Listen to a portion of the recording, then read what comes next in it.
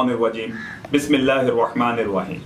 मेरे पाकिस्तानियों, उभरता सितारा के प्लेटफॉर्म से आपको खुशामदीद कहते हैं। मैं हूं आपका होस्ट HM खान। मेरे पाकिस्तानियों, इंपोर्ट एक्सपोर्ट से रिलेटेड हम लोग बातचीत कर रहे हैं। आज आपके लिए एक नया टॉपिक लेकर आए हैं, एक नई चीज़ आपको सिखाना चाहते हैं। और ये एक ऐसा सवाल है जो हर इंसान के दिमाग में होता है। आप लोग इंपोर्ट करना चाहते हैं, लेकिन लोगों को ये डाउट होता है कि हम जो पेमेंट भेज रहे हैं, आया ये हमारी पेमेंट डूब तो नहीं जाएगी? हम जिस वेंडर को भेज रहे हैं वो रिलायबल है? ये लोगों के ज़हन में सवाल होता है।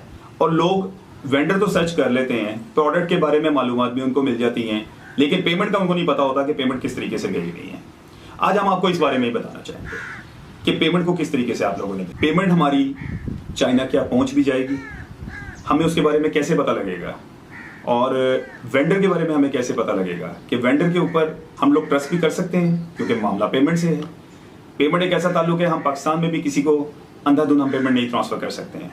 तो बेसिकली आज हमारा जो टॉपिक है वो पेमेंट से ही रिलेटेड है। हम आपको बताना चाहते हैं कि चाइना में आप पेमेंट कैसे भेजेंगे, किस तरह आपको रिलायबिलिटी का सोर्स पता लग सकता है। टॉपिक है बहुत इंपॉर्टेंट, TT या LC, कौन सा सोर्स इस्तेमाल किया जाए। वीडियो के साथ जुड़े रहें, वीडियो को देखते रहें, चैनल को सब्सक्राइब करें, कमेंट सेक्शन पे जाके कमेंट्स कर दें। वीडियो बहुत इंटरेस्टेड है, आखिर तक देखते रहें, क्योंकि अगर आपने कोई भी पार्ट मिस कर दिया तो जो बुनियादी मालूमात आप पेमेंट से रिलेटेड चाइना के बारे में या डिफरेंट कंट्रीज के बारे में इंपोर्ट में जानना चाहते हैं वो आप मिस कर देंगे। सबसे पहले हम बात करेंगे TT पे। TT क्या होती है? आपने देखा होगा कि मोस्टली आप जब बाहर किसी से कोई प्रोडक्ट परचेज करना चाह रहे हैं तो वेंडर मोस्टली आपको जो परफॉर्मेंस इनवॉइस बना के भेजते हैं उसके अंदर नीचे लिखा होता है पेमेंट वाया TT। अक्सर लोगों को पता नहीं है TT क्या है। TT में आपको यह भी बात बता दूं, पूरी दुनिया में इलीगल सिस्टम कहलाया जाता है, जिसको कहते हैं टेलीग्राफिक ट्रांसफर। कुछ कंट्रीज के अंदर ये लीगल सिस्टम भी है, लेकिन लीगलाइज इस तरीके से है कि इसमें बैंकिंग चैनल इस्तेमाल होता है और उसका प्रॉपरली रिकॉर्ड रखा जाता है। हमारे पाकिस्तान में इसका रिकॉर्ड नहीं होता, इसलिए हमारे पाकिस्तान के अंदर इसमें बहुत सारे मसले मसाइल आ जाते हैं। लोग क्या करते हैं, बगैर कोई मालूमात लिए TT के जरिए पेमेंट ट्रांसफर कर देते हैं, जिसमें उनकी पेमेंट का डूबने का चांसेस 99% होते हैं, और लोगों की डूबी भी हैं। ये आप जहन में रखिएगा। इसमें एक्सपीरियंस का ना होना कोई मायने नहीं रखता। मैं ऐसे बहुत सारे लोगों को जानता हूं जो एक्सपीरियंस भी हैं, 10 साल से काम कर रहे हैं, उसके बावजूद अपनी पेमेंट डुबो बैठते हैं। तो कोशिश किया करें TT के जरिए पेमेंट ना करें। और याद रखिएगा, TT के जरिए आपकी पेमेंट डूबने से लेके आपकी प्रोडक्ट का भी मसला आ जाएगा। याद रखिएगा एक और चीज, कस्टम के अंदर जब आपकी प्रोडक्ट पहुंच जाएगी तो सबसे पहला सवाल ये होगा, इसका मोड ऑफ पेमेंट क्या था।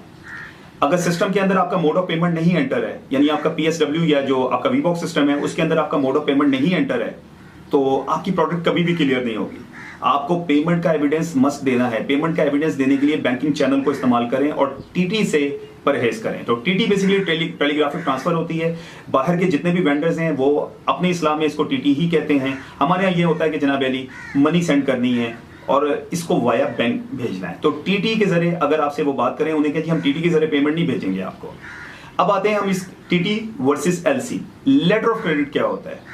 पेमेंट हमेशा लेटर ऑफ क्रेडिट के जरिए ही भेजनी चाहिए। लेटर ऑफ क्रेडिट का सिंपल सा मानी है, यहाँ बैंक में आप पेमेंट जमा करवा देंगे, बैंक आपका जमानती होगा और वो आपका लेटर ऑफ क्रेडिट का अकाउंट खोल देगा। अकाउंट खोल के वो आपके डॉक्यूमेंट्री प्रोडक्ट की जिम्मेदारी ले लेगा।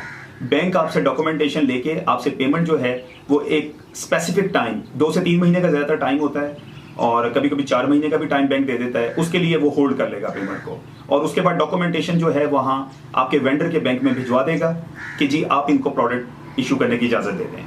प्रोडक्ट जैसे ही, चाहे वो FOB के तहत है चाहे CIF के तहत है, जैसी कराची पोर्ट पे पहुंचती है, बैंक के पास डॉक्यूमेंटेशन आ जाती है, बैंक आपकी LC रिलीज कर देता है। यानी उस दिन का जो रेट लगेगा, जो उस दिन डॉलर का रेट होगा, जिसमें भी आपने LC ओपन करवाई है, चाहे डॉलर में करवाई है, चाहे ब्रिटिश पाउंड में करवाई है, चाहे ऑस्ट्रेलियन में, चाहे कैनेडियन डॉलर में, उसके मुताबिक वो आपकी ओपन कर देगा। तो ये आप जहन में बात रखिएगा।